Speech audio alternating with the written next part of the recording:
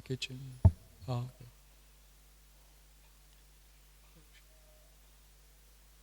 Jayo Radha Madhava Kunja Bihari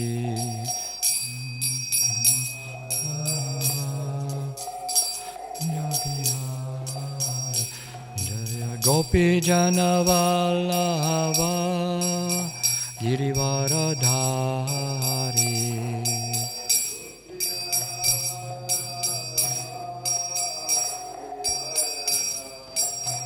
Yashoda Nandana Vraja Jana Ranjana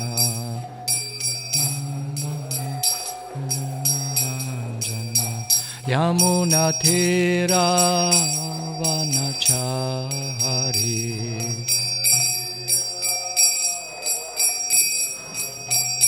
Jayo Radha Madhava Kunja Bihari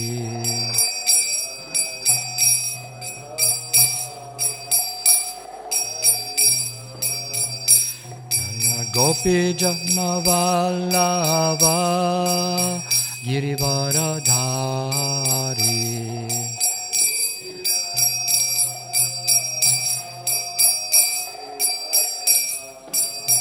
Yashoda Nandana Vraja Jana Ranjana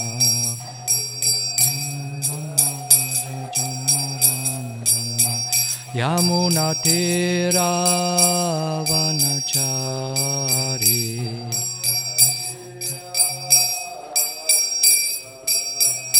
Jayo Radha Madhava Kunja Bihari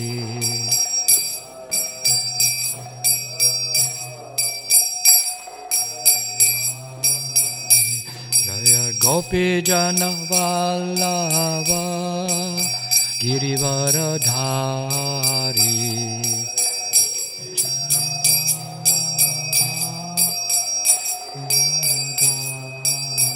Yashoda Nandana Vraja Jana Ranjana Nandana Vraja Jana Ranjana Yamuna Thira Vanachari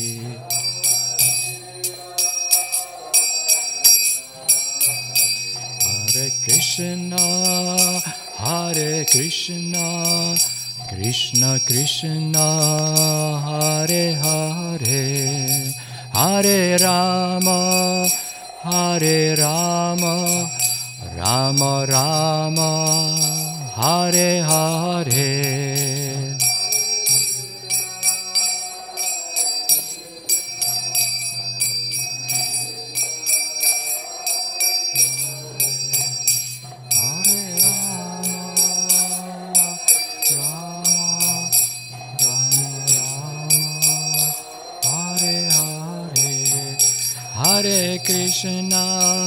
Hare Krishna Krishna Krishna Hare Hare Hare Rama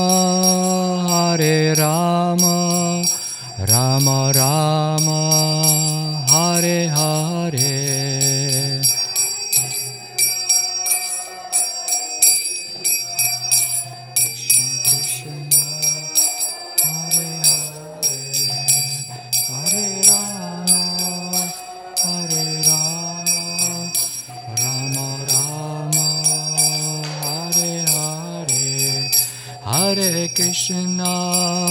Hare Krishna Krishna Krishna Hare Hare Hare Rama Rama Rama Hare Hare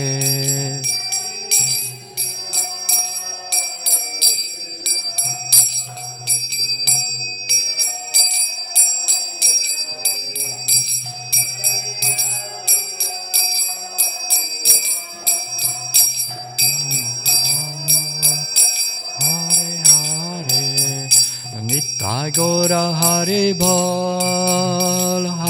Bol Haribol Nitai Gora Haribol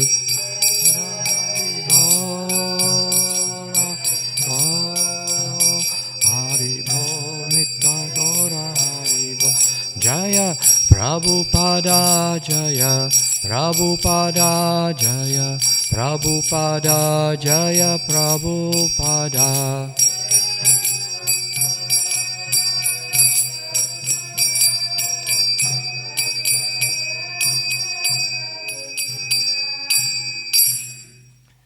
Jani Chalila Om Vishnupad Paramahamsa Parivrajacharya Asashata Srimad Bhakti Vedanta Swami Srila Prabhupada Ki Jai. Jani Chalila Om Vishnupad Paramahamsa Parivrajacharya Asashata Srimad Bhakti Saranta Saraswati Goswami Prabhupada Ki Jai. Ananta Koti Vaishnava Vrinda Ki Jai. ISKCON BBT Founder Charya, His Divine Grace A.C. Bhakti Vedanta Swami Srila Prabhupada Ki Jai. Namachaya Shila Haridas Thakur Ki Jai. Prem se kaho Shri Krishna Chaitanya Prabhu Nityananda Shri Advaita Gadadhara Shivasadi Gaura Bhakta Vrinda Ki Jai. Shri Shri Radha Krishna Gogopina Chamakund Radha Kund Giriraj Govardhana Ki Jai. Vrindavan Mathura Dhama Ki Jai. Mayapur Navadvip Dhama Ki Jai. Gangamaye Ki Jai. Yamuna Maye Ki Jai. Tulsi Devi Ki Jai. Bhakti Devi Ki Jai. Samaveda Bhakta Vrinda Ki Jai. Transcendental Book Distribution Ki Jai. Transcendental Prasadam Distribution Ki Jai. Shri Harinama Sankirtan Yagna Ki Jai. Cow Protection Ki Jai. Oh, glories to the assembled devotees. Oh, glories to the assembled devotees. Oh, glories to Shri Guru and Shri Gauranga. Oh, glories to Srila Prabhupada. Om Namo Bhagavate Vasudevaya. Om Namo Bhagavate Vasudevaya. Om Namo Bhagavate Vasudevaya.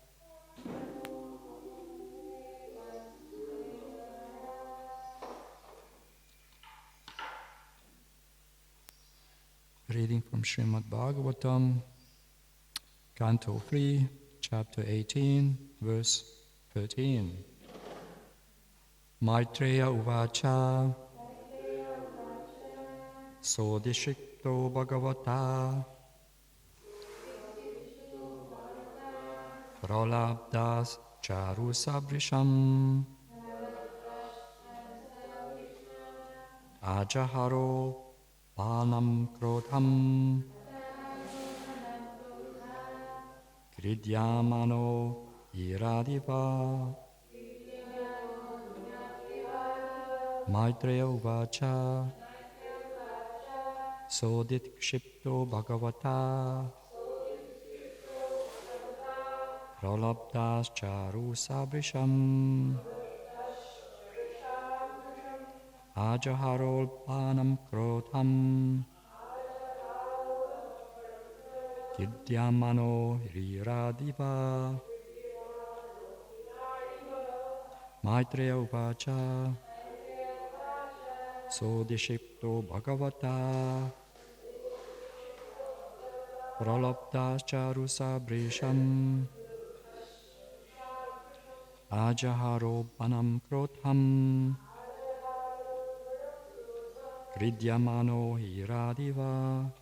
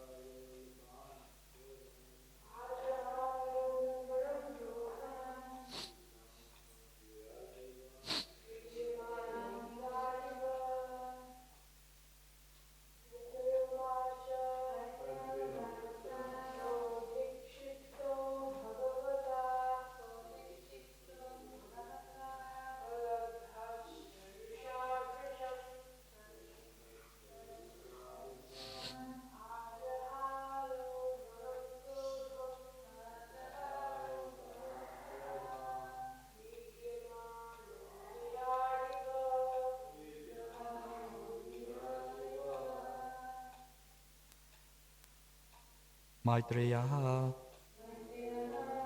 the great sage Maitreya, Uvacha, said, Saha, the demon, Adikshiptaha, having been insulted, Bhagavata, by the personality of Godhead, Pralabdha, ridiculed, Cha, and Rusa, angry, Vrisham, greatly, Ajahara, collected, Ubanam, great, Krodham, anger, Kridyamanaha, being played with, Ahirat, a great cobra, Iva, like. Translation and purport by His Divine Grace, A.C. Bhaktivedanta Swami Srila Prabhupada. Sri Maitreya said, the demon, being thus challenged by the personality of Godhead, became angry and agitated. He trembled in anger like a challenged cobra. Please repeat. Sri Maitreya said, the demon, being thus challenged by the personality of Godhead, became angry and agitated, and he trembled in anger like a challenged cobra. Purport. A cobra is very fierce before ordinary person, but before an enchanter who can play with him, he is a plaything. Similarly, a demon may be very powerful in his own domain, but before the Lord he is insignificant. The demon Ravana was a fierce figure before the demigods, but when he was before Lord Ramachandra, he trembled and prayed to his deity, Lord Shiva, but to no avail. I read the verse again.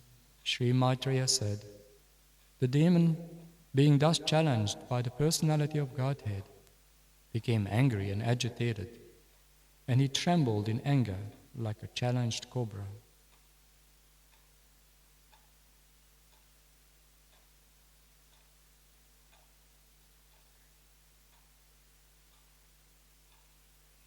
So I compiled a few notes on this, very short purport, but they were connected to one another. Lord Varahadev's supremely divine pastimes, Lord Shiva Varahadev. There's a beautiful Mula mantra we chant to the deities of Varaha, especially when we visit South India. We can see some temples, even now, Shiva Varaha, the boar incarnation, and Bhumi Devi, the goddess of earth, Mother Earth. So she's known as Bhumi Devi. So we can see Varahadev, who's actually directly Lord Narayan, and Bhumi Devi, she's an expansion of Lakshmi Devi. So there's an eternal concept. We can see Varaha and Bhumi Devi together. Very beautiful deities. Some are carved from stones, some casted from metals. There's a Shastra called Shilpa Shastra, makes murtis. They carve in deities according to Vedic description. The proportions, the metals, they're called Panchaloha, 5 precious metals, and they cast the deities according to Muhurta calculations. They carve the deities very precisely according to Vedic descriptions, and they install the deities. So this was the traditional practice, and nowadays it's very hard to find such artists, stapati masters, who are very expert in sculpture. There's still some So Sri Varahadev is a very important deity in Vedic tradition, really, because his avatar definitely connected to our Mother Earth, Bhumi Devi. So I remember I was reading a room conversation, and one devotee asked Srila Prabhupada, we're having so many natural calamities in South America. What to do about it? What can we do? We can just pray to Lord Nrsingadev, and we have earthquakes, in South America, especially in the West Coast. Ecuador and Chile and Peru, they have a lot of tremors, like earthquakes. Part of the ring of fire, they call, like fault lines all around there. There's a lot of difficulties there, and unpredictable, just like Japan and Taiwan and New Zealand, of course. They're part of the ring of fire. And Srila Prabhupada said, if you have such calamities, just worship Lord Varahadev and Bhumi Devi. Because Varahadev is the master and Lord of Bhumi Devi, and she is very inclined to respond to the sincere prayers. So we acknowledge the goddess of earth called Bhumi Devi. In Sri Vaishnava tradition, they're very particular about worshipping Lakshmiji, as we know, especially Bhumi Devi. So you can see the traditional Brahmins, not just in Sri Vaishnava, but Madhvas, even Gaudiya Vaishnavas, of course, we worship Bhumi Devi, Bhumi Puja, they call. So every time we install a deity or establish a farm community, there's a proper Bhumi Puja. And there's a procedure. There's a homa, fire sacrifice, the Vedic hymns, Purusha Shuktam. And of course, a Purusha Shuktam is a very classic one. It's basically a Vedic hymn glorifying the great avatars of Lord Vishnu, Lord Narayan. And so the Brahmanas are very expert chanting the Vedic hymns glorifying Lord Narayan and Lakshmi Devi. So Srila Prabhupada said, worship Lord Varahadev, because Varahadev can stop this. So this is just a good example, the eternal connection between Varahadev and Bhumi Devi. So there are not many temples in South India, Varaha, Bhumi Devi, but there are a few classic ones. Some going back to Dwapara Yuga, and there are many Narasimha temples, but even that is mainly done in southern part of India, because they kind of preserved many of these architectural monuments since time memorial, really, going back to different yugas even. Tirumala, Srirangam, Ranganath. I was reading in Hamsi, one of the great Puranas, which is not so commonly read by devotees, but devotees translating them now. Bhanu Maharaj and many other senior Vaishnavas, they're translating these ancient scripts, where Vishwakarma and many other great exalted Stapati masters who were great architects of the universe, especially the Devaloka. So when they build these temples, like Tirumala, for example, Tirupati, they're not built here. They're built in a heavenly Devaloka. And he actually brought them down. They actually Vimanas coming down from higher region. So very interesting. So some of these temples are very beautiful, and there's a whole history and scriptures about temples nowadays, of course, because they're going back to very ancient, timeless civilization. So I made a few notes here about this particular purport. It's a short purport, but very significant about the qualities of the asuras and the power and the overwhelming power of the Supreme Lord when there's a danger and to protect his devotees, not to speak of saving Mother Earth.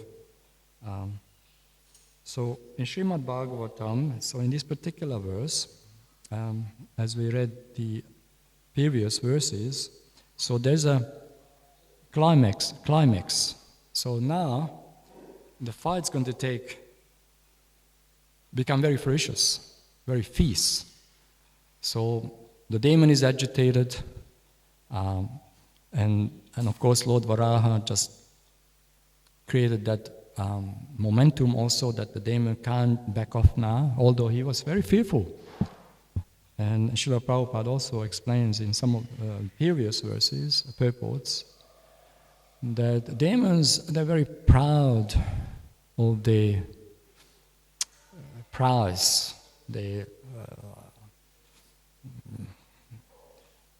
either bodily strength, or the empires, or the military, or they have some kind of powerful position given to them by karmic destiny, by the way. Nothing belongs to them, they're just given to them for the time being. So Varaha was a very classic asura. Asura means a very demonic agendas who were very proud. They, like as Krishna says in the Bhagavad Gita, in the chapter on the divine and demoniac natures, what the demons think of themselves, they definitely have an agenda to express their supremacy, and they want to be unstoppable. Anyone interferes or threatens their position, they react. And Srila Prabhupada compares them to a cobra. Very metaphoric, but also very symbolic, because a cobra, by the way, not just a cobra, but ferocious, poisonous snakes, known as aggressive, very aggressive. And when they're threatened, when they're cornered, they're very aggressive. So, in one way or another, Hiranyakshipu realized that he has to take the fight now. I challenged the Lord out of false pride, thinking I'm more powerful, but meanwhile he realized, wow, the size of Varaha. Same with Lord Narasingha. Hiranyaksha's brother was Hiranyakashipu. And Hiranyakashipu felt the same thing after some time. I just have no other choice but to fight the Lord now. So there was a big confrontation between powerful beings, but of course, like I said, Krishna's power is overwhelming to the demons. No one can surpass the supremacy and the prowess of the Supreme Personality of Godhead. So Krishna, the Supreme Personality of Godhead, is a Swayam Bhagavan, and he's manifesting and expanding according to his wish and desire to play and perform his beautiful pastimes, divine pastimes. So Varaha is a very important personality in the entire creation, especially saving Mother Earth from the Garbhodayakshi ocean, and was now we're entering into interesting chapters now, the next few verses and purports about the actual fight. So the agitation, the demon was very agitated, became very aggressive. It was like a cobra, it's very aggressive. Ordinary persons in danger, it's life-threatening, see. So similarly, an envious person, when agitated, can be very dangerous. Often an envious human is worse than a snake, because a snake can be enchanted by an expert. Especially in India, you see some experts, they can chant some mantras and they're able to create some vibration, playing a flute or sound vibration, and they're able to charm or enchant the snake and tame the snake. Amazing. But an envious human, not possible. Envious humans can be worse than a snake, actually, technically speaking. According to Srila Prabhupada, he mentions that in various purports that a snake can be enchanted, but an envious human cannot. So Hiranyaksha was very envious, by nature very envious. So he confronted this giant cosmic celestial bull out of this world, the transcendental bull, Varaha, Sri Varaha. And very interesting because Varaha's pastimes always fascinated me, right from decades, because when I visited my parents in Hungary, Shivaram Maharaj gave me a Varaha Shalagam Shiva. Varaha. So I've got Varaha Shalagam Shivas. And you can see the tusk and the body, and very powerful. You can just, this resemblance of the Shila is like, woo. So we chant the Purusha Shuktam when we do pujas. We acknowledge his position. Very interesting. And that just like when we worship Giriraj, Govardhana, or the Shaligam Shilas, often we chant these Vedic hymns to, mainly for us really, to understand his supreme position. And in a mood of glorification, we're glorifying the Supreme Lord, his prowess and his original position as Krishna, the Supreme Personality of Godhead. So Varaha Devi is a very exalted position here. So now, in this purport, Srila Prabhupada says he's agitated, the cobra-like Hiranyaksha, very envious, and Srila Prabhupada says here, Maitreya Muni narrates the scene. So, in this Vicha demon Hiranyaksha, having been challenged by the Supreme Personality of Godhead, becomes enraged, trembling in fury like a cobra, provoked to fight. So, this example of the demon being compared to a cobra is powerful, as it highlights the typical behavior of both demons and cobras when confronted: aggressive, dangerous, and seemingly uncontrollable. Hiranyaksha and Hiranyakashipu, of course, they're brothers, so similar qualities. Response to the challenge of the Lord is one of the intense anger and agitation, which symbolizes the typical reaction of a proud, powerful being when faced with a challenge to its authority. His trembling represents the intensity of his rage and his desire to destroy anything that threatens his dominance. So such personalities, they definitely don't want to accept an authority. They think they are the authority. Just like Ravana. Ravana was another classic story. He willing to fight Lord Ramachandra. But again, when he actually confronted the Supreme Lord, he realized, oh, I made a mistake. So he prayed to Lord Shiva. Suddenly prayed to Lord Shiva for help. And so they, by the presence of the Supreme Lord, they have a realization right away that, wait a minute, the Supreme Personality of Godhead is unconquerable, is the most powerful. The verse uses the metaphor of a cobra, an animal known for its deadly venom, ferocity when provoked. Cobras are highly dangerous to ordinary people, much like demons can be fearsome to ordinary beings. Hiranyaksha's anger and power are very dangerous, but only to those who are weak and ignorant. So Srila Prabhupada explains the deeper significance of the metaphor by contrasting the power of the demons with that of the Lord. The cobra as a plaything of the enchanter. So you can see even in Narasingha's pastimes how Hiranyakashipu using his club, attacking the Lord. So there was like a fight, and Krishna enjoyed this fight. Krishna also likes to enjoy a good fight, of course. So Varaha was similar, Hiranyaksha with his mace, big club. Imagine. managed to hit the Lord's body and was apparent back and forth fight. But so the demon was very agitated.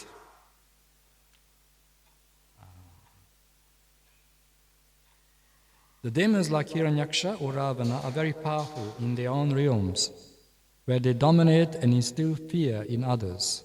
This reflects their temporary influence over material affairs, where they seem invincible to lesser beings like the demigods or humans. We can see that in the material world, even in our Kali Yuga condition, that when someone becomes a very powerful leader, a dictator, so-called autocratic leaders, there are some, we can see that certain countries are still terrorizing their own citizens, and they suffer so much. Similarly, in the state of Hiranyaksha and Hiranyakashipu, they were notorious about terrorizing the Brahmins and saintly personalities and all their citizens, merciless. They just wanted to rule and express their supremacy. The demigods, including Lord Indra, everyone, they were very scared of these powerful, extraordinary powerful asuras, demons. So they had actually extraordinary power. They could reach out to the heavenly regions and terrorize the devas. And often they had confrontations. And as we know from similar pastimes of Krishna, the incarnations of Lord Narayan, that when the demigods are in trouble, when they are threatened by a powerful asura, they approach Lord Brahma.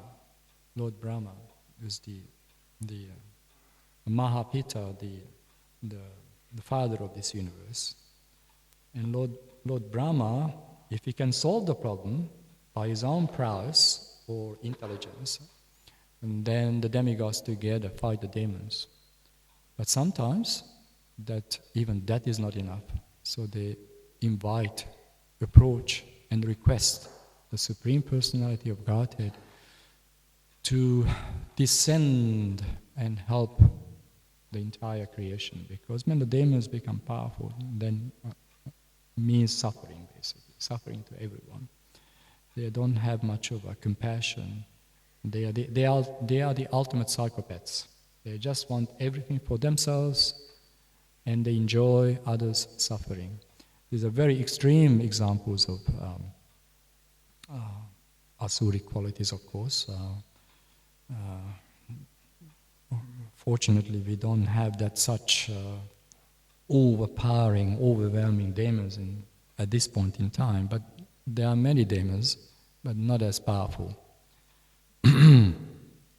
And then they influencing the world in so many ways, if not by force, then by influences, education, subliminal influences, exploitation, we can see, or creating military confrontations. And we can see, even now, unfortunately, so much human suffering going on, certain part of the world, because the demons often take a fight amongst each other for supremacy. So the demons also fight amongst each other because they have vested interests. And of course, saintly personalities, the Vaishnavas especially, they're very, very saddened by the suffering of others. So we pray for the peace and happiness of everyone. And so generally the Brahmins, they were responding to this kind of events. They were praying to Lord Narayan to create happiness and peace. They were performing fire sacrifices, especially in Treta Yuga. And they were very much specializing on fire sacrifices, great opulent kingdoms, Raja Rishis, Brahmanas, were chanting Vedic hymns and pacifying the Devas, ultimately the Supreme Personality of Godhead, called the Yagna Purusha. So Varahadev is also like a Yagna Purusha. And if you look at into fire sacrifices or homas or great sacrificial performances, The deity of Varahadev is always there in some form, either by mantras or yantras, or just simply inviting him in a fire sacrifice. Tango Vishnu, Agni, the form of Agni. So, some of the most prominent incarnations, of course, they're always there in the fire sacrifice. So, and also some of these sacrifices to either invite the Lord in some form, either as an avatar or simply request protection. So we even as devotees, simple devotees, we call out to Narasimhadev, we call out to the higher authorities, the holy names of Krishna for protection. Protection for our spiritual lives, protection every way, because the material world is a difficult place. Every step is a danger. So we call out, we should pray to Lord Narasimhadev. Lord Narasimhadev, Sri Krishna Chaitanya Mahaprabhu, the holy names, the Swayam Bhagavan, Krishna himself, and Lord Ramachandra, these personalities manifest Krishna's potency 100%. So Narasimha, Ramachandra, Lord Chaitanya Mahaprabhu, Krishna himself, fully manifesting Krishna's potencies. The other avatars, although they are Krishna, Narayan, they manifest their potency according to the requirement of the lila. See, some lila, there's a task or function, or just like Varahadev had the task of and purpose of appearing is to kill the demon and save Mother Bhumi Devi. See, and so very, very beautiful divine pastimes here, extraordinary pastimes. Only a devotee who has a purified heart and consciousness can fully relish these pastimes. They're not just some tale, like beautiful stories out of the Vedic scriptures, but they actually real, very significant teachings and pastimes of the Lord. So this way,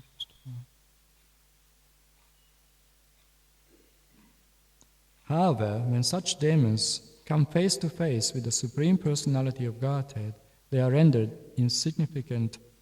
Srila Prabhupada gives the example of Ravana, a powerful demon who terrorized the demigods and even conquered the heavens. But when confronted by Lord Ram, he was helpless and unable to defeat the Lord despite praying to Lord Shiva. This emphasizes the supreme control of the Lord over all beings, showing that material strength or demoniac power has no value before the divine will. The purport also teaches an important lesson about the nature of pride and false ego. Just as a cobra's apparent power is subdued by the enchanter, so too are the proud demoniac beings, ultimately defeated by the Supreme Lord. This serves as a reminder that no matter how powerful or fearsome someone may seem in the material world, they are powerless before the Lord's omnipotence. The purport illustrates the superiority of the spiritual power over material might. Demons may accumulate immense strength in the material realm, but they are ultimately subject to the will of the Supreme Lord. The Lord's omnipotence renders all material strength insignificant in comparison. The power of the demons, just like the cobra's venom, may cause fear and suffering in the material world, but it is temporary and can be neutralized by the Lord. This underscores the nature of material accomplishments and the futility of egoistic pride in the face of divine reality. So I wrote a conclusion to these notes. this verse and purport emphasize that the Lord is the ultimate controller of all beings, regardless of how powerful they appear to be in the material world. Demons like Hiranyaksha and Ravana may seem invincible within their domains, but they are rendered insignificant when confronted by the Supreme Personality of Godhead. The example of the cobra and enchanter vividly illustrates that even the fiercest of beings is mere a plaything in the hands of the Lord, reminding us to be humble and recognize the supremacy of divine power over material strength. So, I'll just summarize this short purport because a very significant momentum here. The fight is just about to start. The demon is very agitated, very angry, and now the fight is unavoidable. And sometimes a little creature knows that I'm threatened by a power or some enemy or another creature, and naturally an aggression, retaliation, see, to defend, see, just like you corner any creature, like a dog or cat or cobra or whatever, they become, they're fearful, therefore become aggressive, envious, aggressive. So Lord Varahadev finally expressed his supremacy and took up the fight, the massive fight, cosmic fight. And as they were fighting, his fur, beautiful, transcendental fur of Lord Varaha, Lord Boar, you can see it beautiful, fell in the cosmic ocean and the cosmic universe and became kusha grass. So many planets, not just Bharatvash, but other Vashas also have kusha grass. Almost every continent have a kusha grass. They call it differently though. Kusha grass is actually come from the hair particles, the fur of Lord Varaha's body, because it was a very ferocious fight. So imagine. So that must be a massive fight. So kusha grass is very interesting because it's a very important part of homas and fire sacrifices. Often kusha grass is always there. Even Srila Prabhupada mentions often kusha grass. And there's a beautiful chapter in Canto 6, Srimad Bhagavatam, called the Narayan Kavacha. And Narayan Kavacha is very interesting because, as we know the story, Indra needed help. He had a big fight again, Indra, the king of the Devas. So Lord Narayan kindly gave his ultimate armor, protective armor called Kavacha, Narayan Kavacha. And in a Narayan Kavacha, every avatar has a sloka, a hymn, a mantra, which protects you. Narasingha, Varaha, Kurma, Dhanvantari. Very beautiful. And Srila Prabhupada explains how to chant these mantras. One has to hold the kusha grass, use the fingers, and each syllable you chant, just like Gayatri, you chant certain syllables, and you go through the mantras, recite the mantras, face in certain direction, certain time of the day, very beautiful.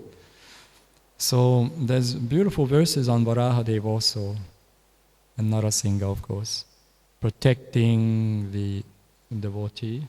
So Narayan Kavacha, given by Sukadeva Goswami in there, and Srila Prabhupada gives very beautiful purport to each mantra. And for example, when you call out to Varaha, Lord Varaha gives you very special protection in foreign lands, protects you in dangerous environment. Narasingha can protect you in very dangerous area, battlefront, so many things. Dhanvantari, the Lord of Medicine, can protect you from diseases, Ayurveda basically. He's the authority of Ayurveda, ultimate authority of Ayurveda, Dhanvantari. So there's so many beautiful prayers there to acknowledge and glorify the avatars, especially in their protective mood. They're very protective. That's why they're coming in the first place, to protect the devotees. When Krishna comes, he has various reasons, obviously. Some are very confidential, some are very obvious, to protect his devotees. And to re-establish Dharma. We all know, Krishna says in the Bhagavad Gita also, that whenever there's irreligion takes place, he advances himself, re-establishes, because Sanatan Dharma, the eternal occupation of the living entities, Sanatan Dharma, the understanding that the Supreme Narayan, ultimately Krishna himself, is the ultimate authority. No one can challenge him. There's no question. But of course, like in this particular purport, we can see that more in the material world, the tendency is to become illusioned. I call it delusion, because they think they are very powerful, so they can control the world. They can even face Lord Narayan. So that's the ultimate, I would say, pride, utmost pride, to think that you can challenge God, the Supreme. There's no question.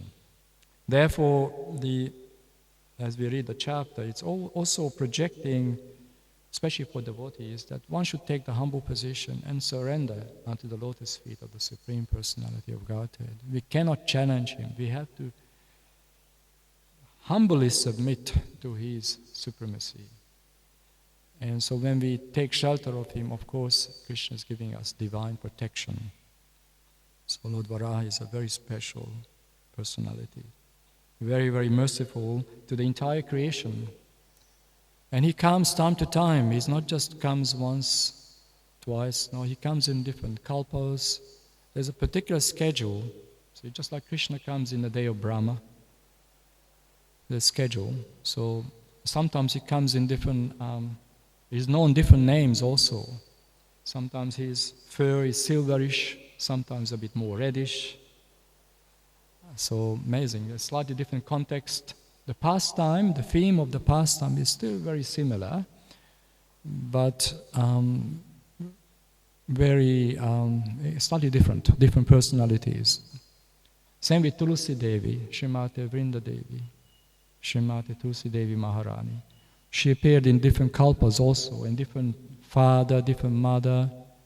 Originally, as we know, Tulsi Devi, she is an expansion of Vrinda Devi. And Vrinda Devi, a direct expansion of Srimati Radharani. And then Vrinda Devi, who's very dear to Lord Krishna, very dear Gopi in Goloka Vrindavan, she further expands to Vaikuntha realm and the earthly Bharatvash and this earthly realm as Tulsi Devi. And according to the pastime, she comes in different forms. The recent pastime, which is mentioned in the Padma Purana, there are 30 chapters on the glory of Tulsi Devi in Padma Puranas. She comes and she incarnates as Kali Gandaki River. And the Shaligram stones, the fossils, beautiful fossils, the avatars of Lord Narayan, Tulsi and Shaligram, Varaha, they're together in that Kali Gandaki River up in the high Himalayas in Nepal. And small plants and trees along the river are the hairs of Vrinda Devi, hair particles. So these plants actually, of course, transcendentally, is Vrinda Devi, Tulsi Devi, but they're representing also the hairs of Tulsi Devi. Tulsi Devi is a person, and she comes in a very beautiful, innocent form. She's like one of the mothers of devotion. So you see, these pastimes are so connected to each other. All the great avatars, Vrinda Devi, the manifestation in the Vaikuntha realm and the earthly realm, the pastimes. Similarly, Varaha, He comes time to time and performs his beautiful pastimes. It's always about saving Mother Earth, eternal consort Bhumi Devi. So, all glories to Shiva Rahadeva ki jai, Srila Prabhupada ki jai. Is there any comments or questions? Hare Krishna. Srila Prabhupada ki jai, Srila Vyasadeva ki jai, Srimad Bhagavatam ki jai, Shiva Rahadeva ki jai.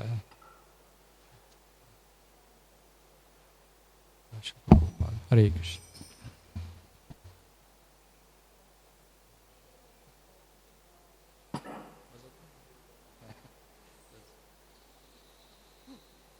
Prabhu, I had an idea.